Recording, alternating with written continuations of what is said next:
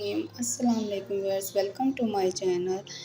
उम्मीद करती हूँ आप सब लोग खैरियत से होंगे, जहाँ भी रहें खुश रहें आबाद रहें। आज जो मैं रेसिपी आप लोगों के साथ शेयर करने जा रही हूँ वो है फालसे की खट्टी मीठी चटनी।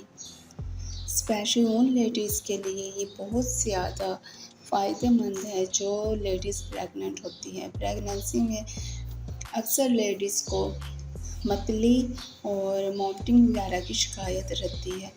अगर वो ये चटनी बनाकर खाएं तो उनकी वॉमिटिंग में भी काफ़ी फ़र्क पड़ेगा और जो मतली है वो भी काफ़ी कवरेज हो जाएगी। क्योंकि एक तो ये एपेटाइज़र बहुत ज़्यादा है, जो भी चीज़ ये आप जब इसको खाएंगे, इसका जूस बना के पिएंगे तो आपका हाजमा भी ठीक रहेगा, आपको सब चीज़ें हज़म भी हो जाएंगी।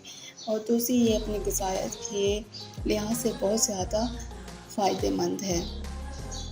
ये खून में इजाफ़ा फ़र्क करता है, इसीलिए जितना भी हो सके जिन लेडीज़ को मतली या वॉमिटिंग की शिकायत रहती है वो ये लाजमी ट्राई कीजिए।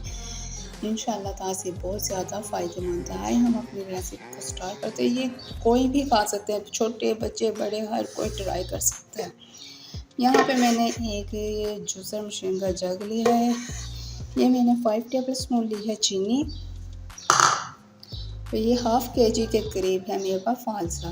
पहले मैं इसको डालूँगी जूसर मशीन में।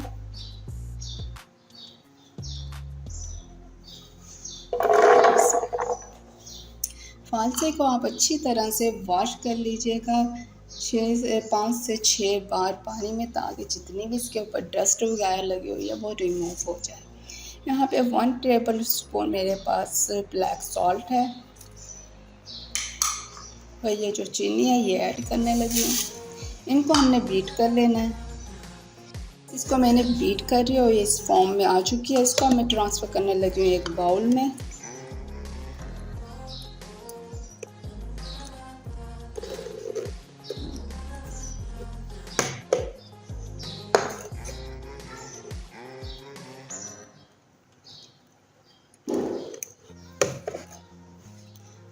लीजिए, हमारी फालसे की खट्टी मीठी चटनी जो है रेडी हो चुकी है। हमारी फालसे की खट्टी मीठी चटनी रेडी हो चुकी है। जब भी दिल करे, जिस भी वक्त रोटी से पहले या रोटी के बाद जब भी दिल करे इसको खाएं। देखें कितनी जल्दी से आपका खाना भी हज़म होगा और ये मतली वगैरह वॉमिटिंग वगैरह में भी काफ़ी फ़ायदेमंद है। मेरे चैनल पे न्यू है तो मेरे चैनल को सब्सक्राइब, लाइक और शेयर कीजिए। अल्लाह हाफिज़।